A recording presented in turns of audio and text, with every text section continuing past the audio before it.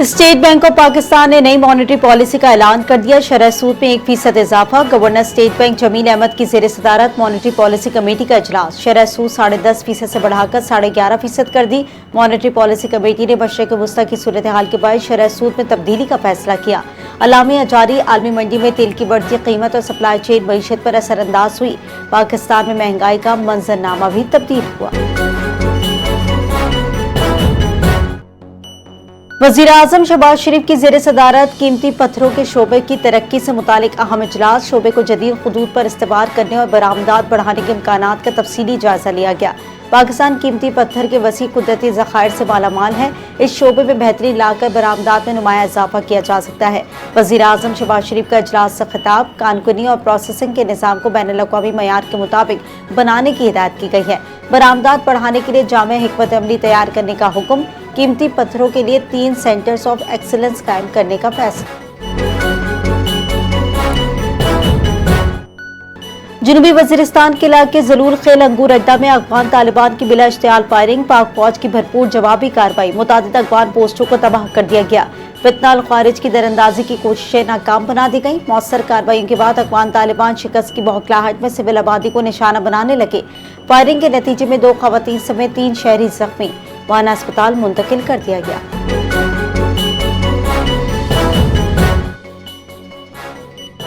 मकबूजा कश्मीर में भारतीय हुकूमत ने मारूफ दीनी दरसगाह सिराजुल उलूम को गैर कानूनी करार दे दिया। इदारे को UAPA के तहत नोटिफाई किया गया। इदारे की इमारत सील करने और माली असासे मुंजमद करने समेत दीगर इकदाम किए जा सकते हैं। जमात इस्लामी से मुबैना रवाबित और माली बेज़ाब्तगियों के इल्जामात। साबिक तुलबा पर अस्करी सरगर्मियों में मुलव्वस होने के भी इल्जामात। इंतजामिया ने इदारे के एतराज़ात को मुस्तरद कर दिया। सिराजुल उलूम में दीनी के साथ जदीद तालीम भी दी जा रही है। हिज़्बुल्लाह के सरबराह नईम कासिम ने इजराइल के साथ बराह रास्त मुज़ाकरात को सख्ती से मुस्तरद कर दिया। बोले ऐसे मुज़ाकरात लबनान को गैर मुस्तहकम कर सकते हैं।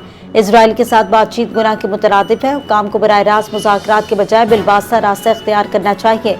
मज़हमत मजबूत है, उसे शिकस्त नहीं दी जा सकती।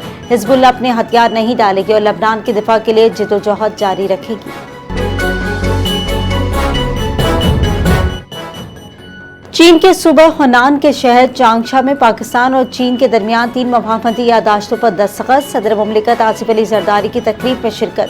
सीनियर सूबाई वज़ीर शर्जील मेमन और चीनी हुक्काम के दरमियान मुख्तलिफ मुआहदों पर दस्तखत हुए।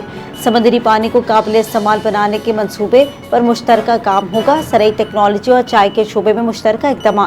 मुआहदों का मकसद इक़्तिसादी और तिजारती रवाबित को फ़रोग़ देना है।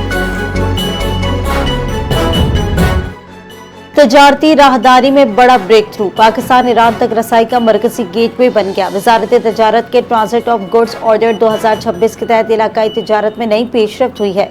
पाकिस्तान के राह से ईरान तक सामान की तरसील को आसान बनाया जा रहा है। गवादर, कराची और तफ्तान को कलीदी तजारती रूट्स करार दिया गया। तकरीबन 3000 ट्रांसशिपमेंट कंटेनर्स बंदरगाहों पर मुंतकिल। गबत, रिमदान और तफ्तान मीर जावा बॉर्डर अहम रास्ते के तौर पर इस्तेमाल होंगे। माहिरीन के मुताबिक पाकिस्तान खित्ते में अहम तजारती मरकज बनने की जानिब गामजन है।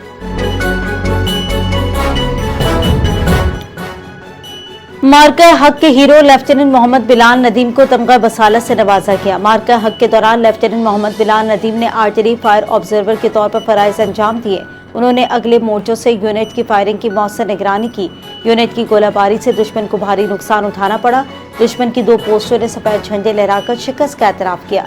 लेफ्टिनेंट मोहम्मद बिलाल नदीम ने कहा कि एक फौजी के लिए वतन की इज्जत सबसे मुकद्दम होती है।